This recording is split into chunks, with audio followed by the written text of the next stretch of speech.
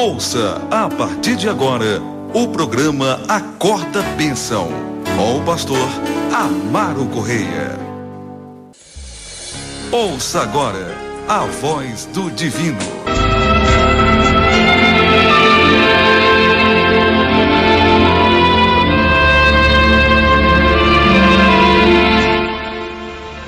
Louvado seja o nome do Senhor Jesus. Louvado seja Deus. Abra sua Bíblia aí em Josué, capítulo de número 2. Josué, o 6º livro da Bíblia Sagrada. Lembrando que nós estamos lendo o Velho Testamento de Malaquias a Gênesis e terminamos de ler recentemente o livro de Juízes. Estamos lendo o livro de Josué. Já lemos 4 capítulos e estou cuidando de colocar em dia as abordagens dos respectivos capítulos lidos. Capítulos 2, 3 e 4. Já abordei o capítulo 1º, né? E nesse capítulo 2, louvado seja o nome de Jesus, nós teremos muita coisa para aprender. Óbvio que a abordagem não é versículo por versículo, e também devido à exiguidade do nosso tempo não dá para tratar de outros aspectos simbólicos, doutrinários, outros aspectos hermenêuticos que se faz necessário para ter um apurado maior deste capítulo, absorvermos o quanto pudermos deste capítulo, não é? Como falei, por causa da exiguidade do tempo, e também não tem esse cacife todo, essa bagagem toda. Mas, como as abordagens aqui no Acorda Bênção, elas são exatamente para gerar subsídio teológico, doutrinário, apologético, evangelístico, e lhe ajudar, meu irmão, minha irmã, a se familiarizar com a palavra de Deus, com a Escritura, bem como fazer que você tenha sua fé acesa, você se chegue mais a Deus, você esteja no lugar da bênção, que é a presença de Jesus, você cuide de estar assim atento à volta de Jesus Cristo.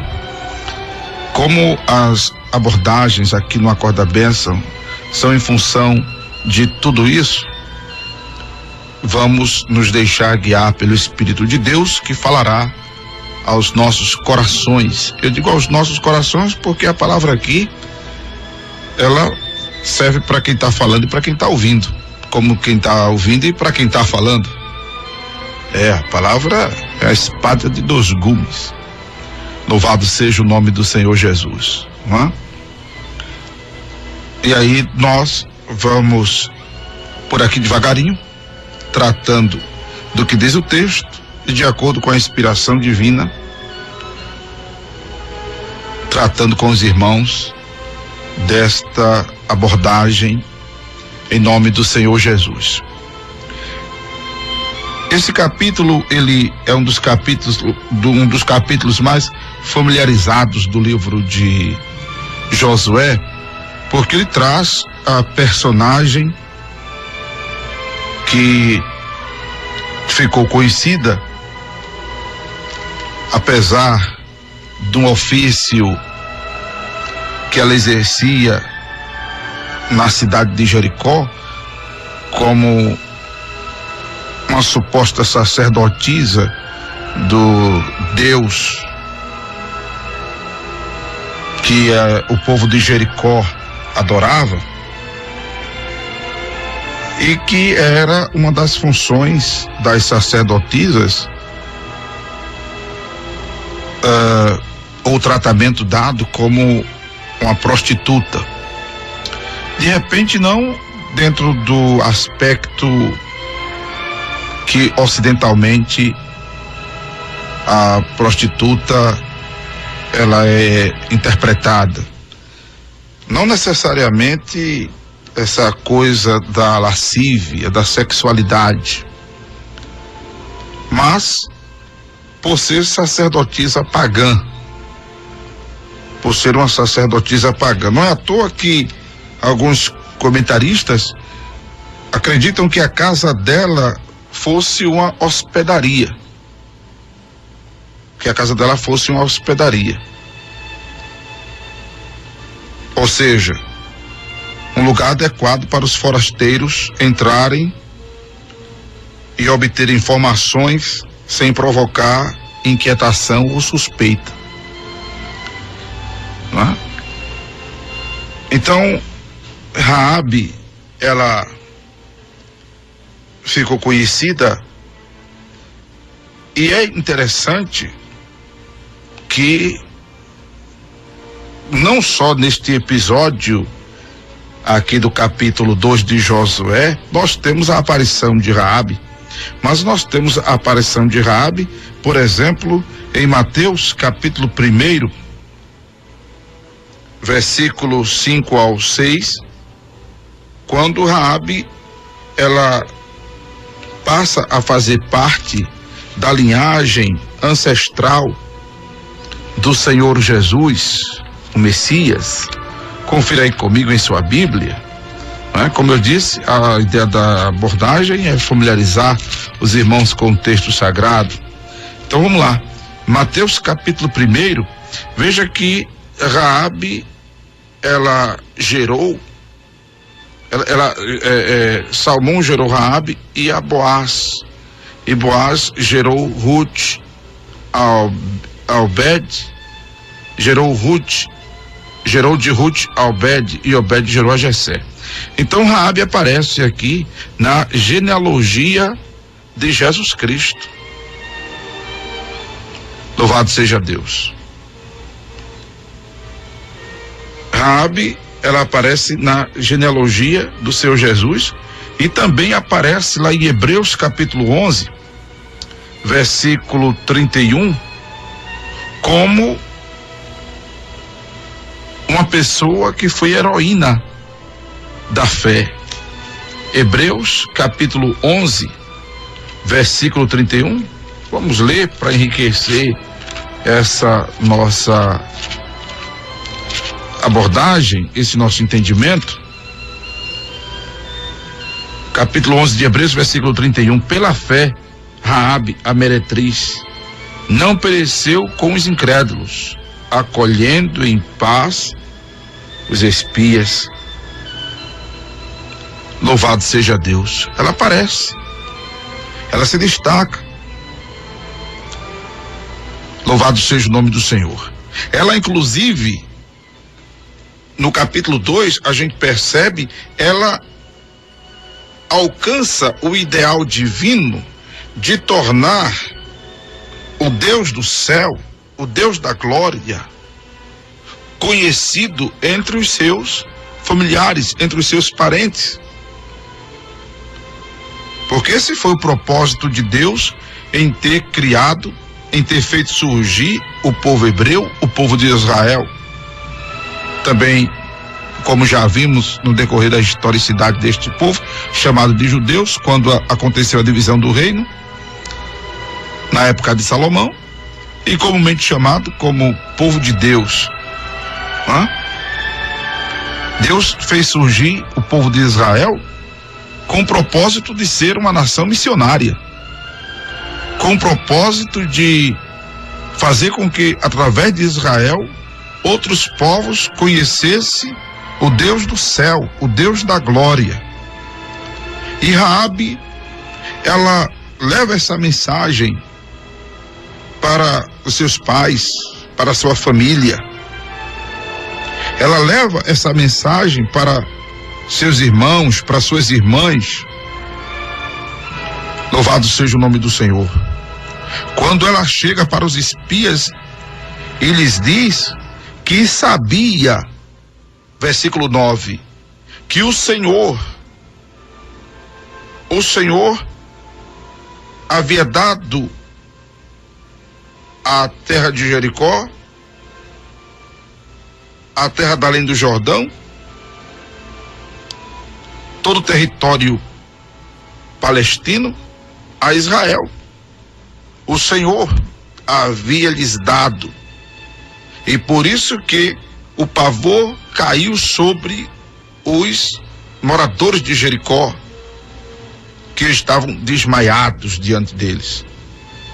No versículo 10 ela diz que ouviu falar também que o Senhor secou o mar, secou as águas do Mar Vermelho diante deles, diante dos israelitas, quando eles saíram do Egito, e do que eles haviam feito aos dois reis dos amorreus, a Seom e a Og, que estavam da além do Jordão, os quais foram destruídos pelos israelitas. E quando ouviram isso, desmaiou os seus corações, e ninguém mais havia ânimo por causa da presença de Israel. Louvado seja Deus, porque disse ela: o Senhor vosso Deus é Deus em cima nos céus e embaixo na terra. Ela havia assimilado, ela havia absorvido. Louvado seja o nome do Senhor. Que o Deus que Israel servia, o Deus que os espias que Josué mandou observar Jericó, era o Deus do céu, aquele cujos céus manifestam a sua glória e o firmamento a obra das suas mãos. E isso foi que garantiu, além da sua ação benéfica, de não só acolher os espias, mas também de protegê-los, escondendo-os em sua casa, precisamente no telhado, entre as canas do linho, que ela havia posto em ordem sobre o telhado, diz o versículo 6 do capítulo 2. Que quando o rei de Jericó e os seus soldados foram até a casa dela e mandaram que ela pusesse para fora os homens que haviam entrado em sua casa, ela disse: olha, eles realmente vieram, mas já foram embora. Eles vieram, mas já foram embora. É verdade que vieram homens a mim, versículo 4. Porém eu não sabia de onde eram, e aconteceu que, havendo-se de fechar a porta, sendo já escuro, aqueles homens saíram. Não sei para onde aqueles homens se foram. Então vão atrás dele, vão depressa, porque vocês alcançarão eles. Nesse interim eles estavam escondidos, estavam guardados. E aí quando os homens saem, vão após os espias, que na verdade estavam escondidos. Louvado seja Deus. Antes que eles dormissem sobre o telhado, ela vai a eles e lhes diz por que estava fazendo aquilo. Porque sabia ela que o Deus que aqueles homens serviam era o Deus verdadeiro. Louvado seja o nome do Senhor. E aí a condição imposta para ela, que pediu inclusive proteção, pediu para que também pediu para que fosse salva, pediu para que a sua vida fosse preservada, não só a vida dela, mas também de seu pai, de sua mãe, seus irmãos, suas irmãs e tudo quanto eles tivessem. Os homens de Deus disseram que ela seria poupada. Louvado seja o nome do Senhor. Que ela seria guardada da destruição que viria a Jericó, com a condição de atar um cordão de fio de escarlate que eles estavam entregando a ela, a janela por onde ela os fez subir, por onde ela os fez descer, diz o versículo 18, por onde ela os fez descer. E se não recolhesse em casa consigo a seu pai, sua mãe, seus irmãos e toda a sua família, a família de seu pai, quem saísse da casa dela estaria desprotegido, eles estariam sem culpa, mas qualquer que estivesse com ela dentro da sua casa, o seu sangue seria sobre a cabeça deles se lhes acontecesse algo de errado. E a outra condição foi de também ela não denunciar este negócio. Do contrário, os espias, seriam desobrigados do juramento que ela os fez jurar. Aí ela disse: conforme as palavras, assim seja. Então os despediu e eles se foram, e ela atou o cordão de escarlata à janela. Bendito é o nome de Jesus. Bem, a questão simbólica disso aqui é que esse fio de escarlata traduz, como diz o poeta, o livramento que a ela fazia jus. O poeta fala mesmo assim. Esse fio de escarlata, ele figura para nós, no Novo Testamento, o sangue de Jesus Cristo, como também o sangue do Cordeiro lá na Páscoa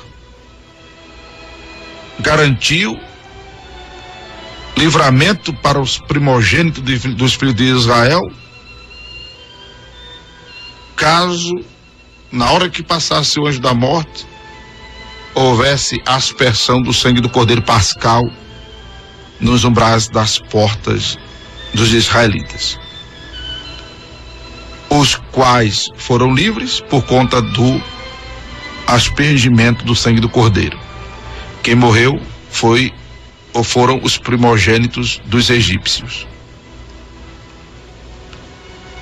Então, a veracidade desses fatos, porque isso são fatos verídicos, a arqueologia aponta para a veracidade, inclusive, da existência do trecho em que do muro de Jericó, onde estava a casa de Raabe, ficou intacta, porque nós veremos a destruição mais na frente do muro de Jericó, e veremos o feito milagroso, providencialmente divino, para que a casa de Raabe e toda a sua família fosse protegida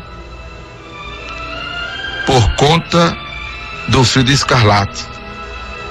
Além da casa não ser derrubada, que aí foi uma aliança com Deus, a espada não reinar entre seus familiares, já é a parte dos homens. Então, esse fio de escarlate teve o mesmo efeito do sangue do Cordeiro lá no livro de Êxodo. E a exemplo desses episódios, o sangue de Jesus tem o efeito em nossas vidas de fazer com que nós estejamos livres da condenação eterna, porque pela fé, como está escrito em Hebreus 11:31, pela fé Raabe foi protegida, pela fé nós somos perdoados. 1 de João 1:9, se confessarmos os nossos pecados, Ele é fiel e justo para nos perdoar os pecados e nos purificar de toda a injustiça. É quando o escritor aos Hebreus, ele chega a dizer também que nós, Hebreus capítulo 10, o escritor aos Hebreus chega a dizer que nós também tenhamos ousadia para entrar no santuário pelo sangue de Jesus. Tenhamos ousadia, isso é fé. Fé sem ousadia é como Tiago diz, fé sem obras é morta. Um dos requisitos da fé é a ousadia, é a tomada de atitude, é a coragem. É a coragem. Então, o escritor aos Hebreus diz que, tendo ousadia para entrar no santuário, pelo sangue de Jesus, pelo novo e vivo caminho que ele nos consagrou, louvado seja Deus, pelo véu, isto é, pela sua carne, entremos, cheguemos-nos com verdadeiro coração, em inteira certeza de fé, tendo o coração justificado pela má consciência e o corpo lavado com água limpa. Mas observe, cheguemos-nos com verdadeiro coração em inteira certeza de fé. Louvado seja o nome do Senhor. Louvado seja Deus. Então observe que a questão de fé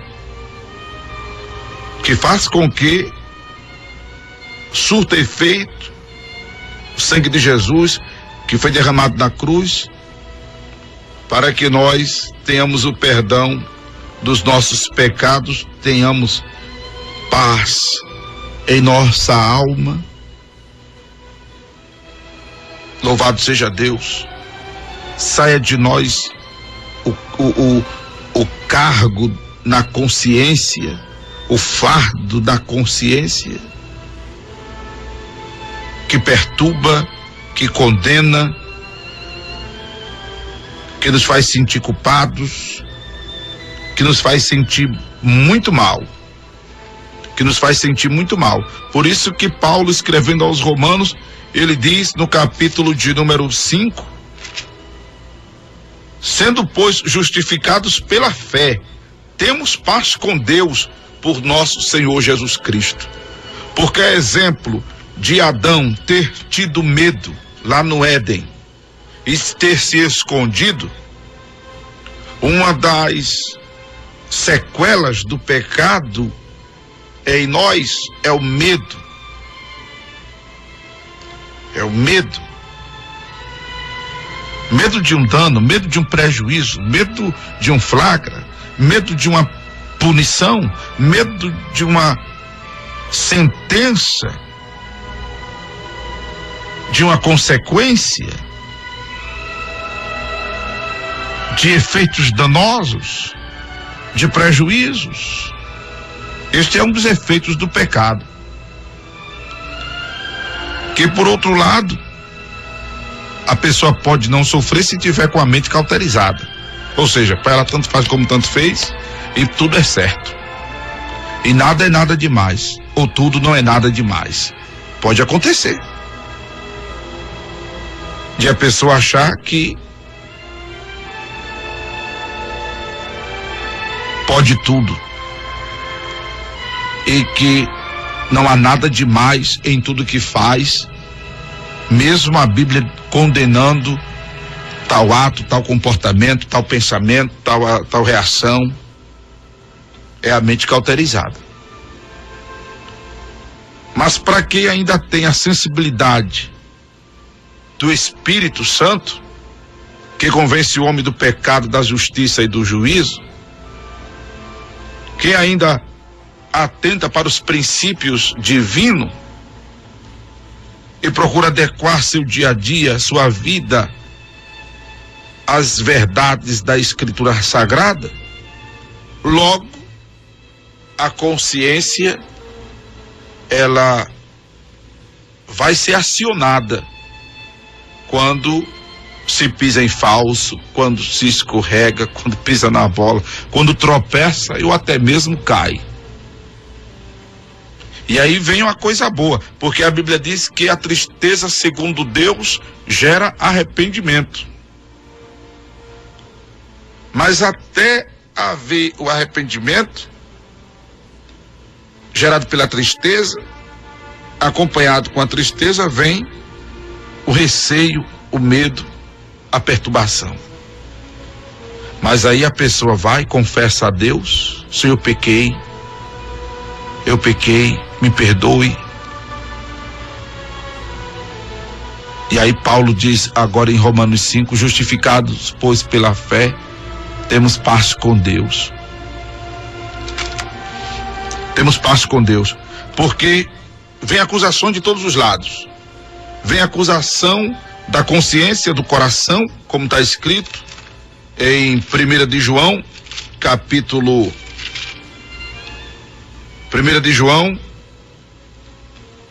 nos diz a Escritura Sagrada, no versículo de número, capítulo 3, versículo 20, sabendo que se o nosso coração nos condena, maior é Deus do que o nosso coração e conhece todas as coisas. E esse coração aqui é o mesmo coração de Mateus 15, 19. Não é essa bomba injetora que fica do lado esquerdo do nosso tórax.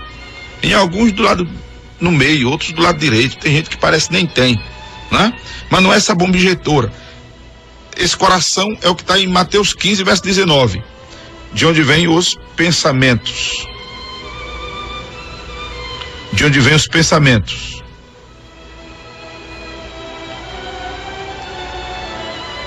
Por outro lado, vem a acusação espiritual. A Bíblia diz em Apocalipse 12, 12: há dos que habitam na terra e no mar, porque o diabo desceu a voz e tem grande ira, sabendo que já tem pouco tempo. E quando aqui o nosso inimigo é chamado de diabo, é porque ele está nos acusando. Lembra de quando lá no livro de Jó a Bíblia diz que quando os filhos de Deus se apresentaram a Deus, o diabo estava lá. E o Senhor perguntou de onde ele vinha, tal, ele disse, de rodear a terra, passear por ela. O Senhor disse: viste meu servo Jó? Aí foi quando o diabo chegou para Deus e disse: também tu tens abençoado ele com todas as sortes de bem, tira tudo para ver se ele não blasfema de ti. O diabo estava acusando agora não Jó, mas acusando Deus de subornar Jó e acusando Jó, querendo ou não, de ser mercenário. Só que agora, desde que o verbo se fez carne, que o diabo não tem acesso ao Pai, não tem acesso ao divino, não tem acesso ao céu. Ele foi precipitado do céu, ele foi lançado do céu, foi expulso, literalmente expulso. E agora as acusações dele é em nós, é na nossa mente. Por isso que Paulo diz: justificados pela fé, temos paz com Deus. Porque quando você confessa os seus pecados a Jesus, você recebe perdão, e algo inexplicável, só estou falando aqui de alguns termos técnicos disso, mas profundamente é inexplicável você pedir perdão a Deus e já sair dessa conversa com Ele, dessa confissão, melhor, aliviado, seguro, tranquilo. Porque por outro lado tem as acusações dos terceiros, dos outros, das pessoas que nos acusam e tal, e aponta. Mas aí, por você já ter conversado com Deus do que fez, e ter se arrependido, e ter pedido a Deus perdão e tal, você volta em paz dessa conversa com Deus. Mas é pela fé.